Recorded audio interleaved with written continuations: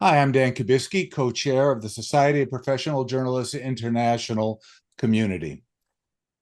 We always talk about ethics around the world for journalists, and we're very fortunate today to have with us Peter Greste, who is the executive director for the Alliance of Journalists Freedom in Australia. Peter, welcome to our little chat. First, I guess, just introduce yourself, your organization, who are your members, and what are your goals? My name is, yeah, as you said, I'm Peter Greste. I'm the Executive Director of the Alliance for Journalist Freedom. And we formed the organisation about 6 years ago, soon after I got out of Egypt. I was imprisoned in Egypt on terrorism charges when I was working for Al Jazeera, covering the unfolding political crisis or the fallout of the Arab Spring Revolution there. And one of the things that we realized was the way in which governments had the Egyptian government had taken loosely framed national security legislation and used it to come after uncomfortable journalism. And when we looked at what was happening in Australia and across the Asia Pacific region, we realized that a lot of governments had taken to doing much the same thing, not in quite the same extreme terms as the Egyptians, of course, but we saw a very similar trend here in Australia. And we decided that there was a real need for a press freedom organisation covering Australia and the Asia Pacific in particular. There are a lot of organisations in Europe and the United States, yourselves, the CPJ and others, but there seems to be a very obvious gap for active press freedom groups in this region. And that's why we set up the Alliance for Journalist Freedom. So this is to develop a code of ethics for journalists in Australia? We ours is much our mission is much more broad than that. We're advocating for press freedom, and that means legislative changes. That means advocating for journalists who are unjustly imprisoned. That means lobbying governments to roll back oppressive press freedom or oppressive legislation that impacts on press freedom and the work of journalists. There are a bunch of ways of achieving that, but we've got two very specific things that we're trying to achieve here in Australia. The first is a Media Freedom Act. One of the problems in Australia is that we have no equivalent of your First Amendment protections. There is no legislated or constitutional protection for freedom of speech, freedom of association, freedom of the press. And that's allowed the Australian government in particular to pass all sorts of very loosely framed national security legislation that's undermined the ability of journalists to do their jobs. So we're advocating in Australia, a constitutional amendment is highly unlikely to get through. We've got a lousy record of constitutional amendments, and that's because of the very high bar that the Constitution sets for achieving amendments. And that's really unrealistic in the current political environment. So we think that a piece of legislation can do much the same thing, that establishes the principles of press freedom in our legislative code. One of the centerpieces for that is a reframed definition of journalism rather than journalist. We think that to focus a definition on a person's job title or their business card or email address is really inappropriate in a digital world where anybody with a mobile phone and an internet access can effectively produce content that is journalism-like. The problem is creating a definition that includes everyone that deserves to be included without expanding the definition so broadly that it includes, it's just another way of saying freedom of speech. It includes everyone, as I said, with a social media account. And so we've focused our definition on journalism as a process, as an organized system for gathering, organizing, and presenting information in line with a code of conduct or a code of ethics. And this is where that's a fairly roundabout way of answering the question, because we think that if we take that definition, it then creates the opportunity for industry to create an association, a professional association, which doesn't exist in Australia. We have a union, the MEAA, the Media, Entertainment and Arts Alliance, which includes journalists. But the union itself has a code of conduct, but its primary purpose, its primary role is to represent the interests of its members rather than hold members accountable to a code. So we think there is real value in setting up an independent professional association that admits members who show that they know and understand the code and apply it to their work, and then has a mechanism for holding them accountable to that code. Australia has a whole host of codes, and I know the United States has much the same issue. The core of a code of ethics is fairly common right across news organizations, professional associations, unions, and so on. But our system is highly fragmented. And so we think there is value in a professional association, I suppose in many ways similar to the SPJ, that can establish a common core of ethics and principles that we hope will have broad appeal right across the industry, regardless of your employment status, regardless of your union membership, regardless of whether you are, a highly established investigative journalist working for one of the biggest news organizations here, or you're a freelance or a volunteer working in a local community news service, a community radio station, for example. And so that's really the kind of core mission or that side of the equation. We have a Media Freedom Act. We have a professional association. The two complement one another. Neither requires one another, but they both together form a really powerful mechanism for upholding ethics and standards and providing the kind of legal top cover that we believe journalists really need in Australia. Okay. I do know in a lot of my talks with journalists around the world, when we talk about the SPJ Code of Ethics, they always ask, how do you enforce that? And of course, we don't. It's an aspirational document. Is that how you see what you're going for? We think that there needs to be a degree of accountability.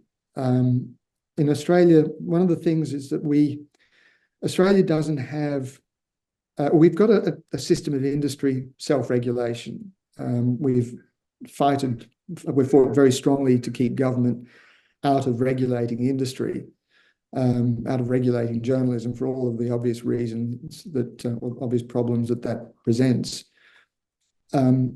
But in Australia, we've got a system of industry self-regulation that consists of two organisations. And this predates the digital revolution. You'll understand why in a moment. But we have the APC, the Australian Press Council, which regulates publishers. And then we have what's called ACMA, the Australian Communications Media Authority, which regulates broadcasters. And of course, in a digital world where everybody is doing everything from broadcasting to publishing, that distinction is relatively meaningless. But that system evolved in response to a crisis of confidence that happened in Australia when there was a period there were a few rather problematic scandals in journalism. And the government basically said, regulate yourself or we'll do it for you. And industry set up those two mechanisms. To be honest with you, that system is largely dysfunctional and not respected at all. Public confidence in journalism has gone down. The confidence in those institutions as effective upholders of ethics and standards of industry self-regulation has disappeared. It doesn't really work effectively because it tries to hold the companies accountable rather than individual journalists. And the sanctions are relatively meaningless, relatively toothless. So we think there is value in saying, listen, if you want to be a part of our association, and you need to not only uphold the code of conduct or the code of ethics, but you also need to be accountable to a system to a complaints mechanism. So, I'm sorry, but bottom line is there's no government involvement in this. This is something that's just within the journalism community, right? That's right, completely within the journalism community. We think that's important. I mean, public trust in journalism in Australia, as in so many parts of the world, has plummeted.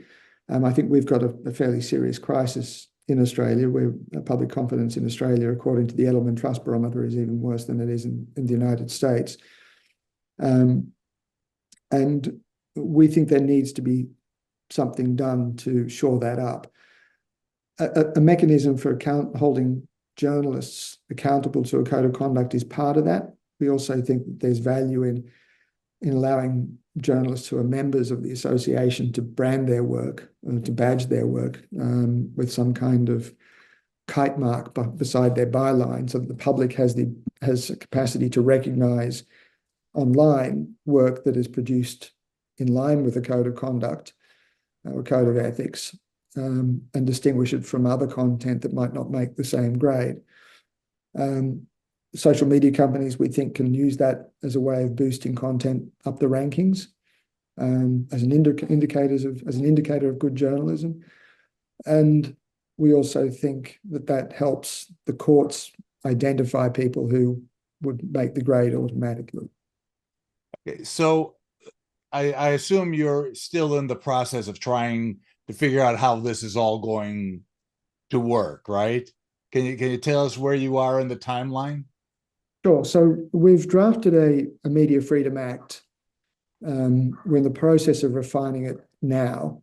In fact, we've also drawn on part of the Act, draws on the principles contained in the Press Act, which I believe is stuck in the Senate, the US Senate. I think that's the way that you guys love to do it. It's the really contorted protect reporters from excessive state surveillance, I think is the acronym. But basically requires it prevents state institutions, it prevents the security services from unreasonably investigating journalist data. We've drafted that Media Freedom Act. We're in the process of refining it, and we're presenting it to politicians at the moment. We've also drafted a constitution for a professional association, but we're in the process there of recruiting journalist colleagues as members, as founder members, to really put meat on the bones of this. And we're reluctant to go too far down the track of creating a code of ethics, just because I don't want us to own it. I think my colleagues should be the ones to draw this up, to own it, to push it forward.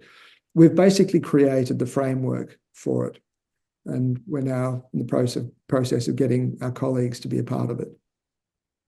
Okay. Have you mentioned that there have been laws or actions by the security services against journalists in Australia. Now, you don't have a First Amendment. I'm quite surprised that you don't have a Press Freedom or Press Protection Act, because so many of the other former Commonwealth countries do. What happened? They all do. They all have that. I don't really know why it's never been a part of our constitution. It just hasn't. We've never had a Bill of Rights. We've never had a human rights, any kind of human rights act, and that's been a problem for us. I think it's just a quirk of Australia's political history. There've been quite a few attempts to get something through, but they've all failed because of the complexities of Australian politics, but also, as I mentioned earlier, the difficulties of getting constitutional reforms through. So yeah, we kind of have to live with that. It's controversial, but that's the way it is. Okay. I do want to make sure that later I will introduce you by email to our ethics chair, Fred Brown, who and he also does a lot of other work within the development of the SPJ, and I think he would be a very valuable resource for you as you develop this. Now, what's been the reaction within the journalism community to your proposals? So I think cautious acceptance is probably, or cautious interest is probably the best way of describing it. Journalists the world over, and Australian journalists in particular, get really bad indigestion whenever anybody even hints vaguely at regulation or control, particularly when it looks or sounds like accreditation, when it looks or sounds like a barrier to entry, when it looks or sounds like a thing that you have to have before you can practice. We've been very, very careful throughout this sort of scheme that we're developing to make sure that we are not doing anything that undermines anybody's freedom of speech, anybody's ability to publish or write whatever they want within the current bounds of the law. What we're simply trying to do is establish a way of identifying journalism that makes a certain professional and ethical standard, of badging that work in a way that the public can identify, and allowing journalists a kind of mechanism to present themselves and the work that they do as ethical and accountable. That's why we've taken the approach that we have.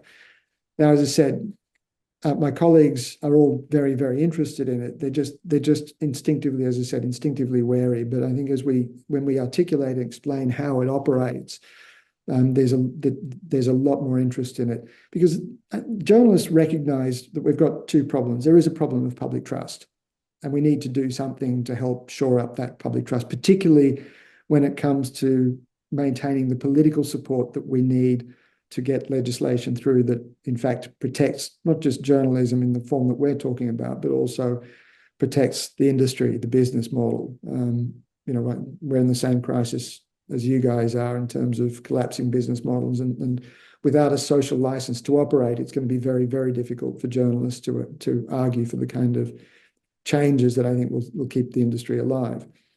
I also think journalists generally are quite frustrated at being distrusted, and part of the reason is because online all information looks much the same. High quality piece of deeply researched, fully fact-checked, balanced, authoritative reporting looks much the same as some kind of rat bag rantings that has the trappings of journalism, top line quotes, things that look like facts, but support some kind of crazy conspiracy theory. It's very difficult for the public to distinguish online, and that's why we think that's why when we explain it, my colleagues tend to recognize that actually distinguishing their work from other content that isn't real journalism is actually a good thing to do. We don't think that this is going to be particularly onerous. Most of the work that journalists do routinely would make the grade. We think that there's just real value in putting a kind of framework around it that allows us to say to the public, look, here is work that is produced to a standard with an internal system of accountability that shows that you can read this and have confidence in it. Okay. All right. I always like to keep these interviews short, but it's already longer than I expected. It sounds like you really have your work cut out for you.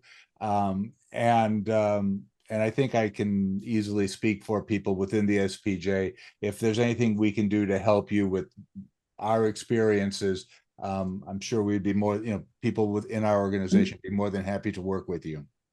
Thank you, Dan, and we'd appreciate any support. We recognise we've got our work cut out for us. This is a long-term project. We're in this. This is a marathon, not a sprint.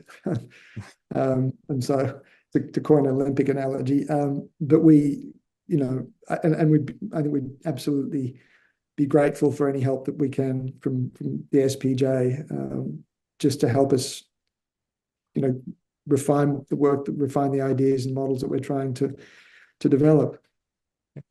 Well, again, Peter Greste, I'm going to get it right. I'm a print person, not a broadcaster. So Peter Greste.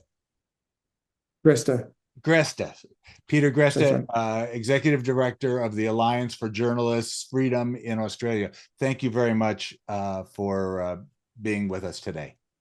It's been a pleasure.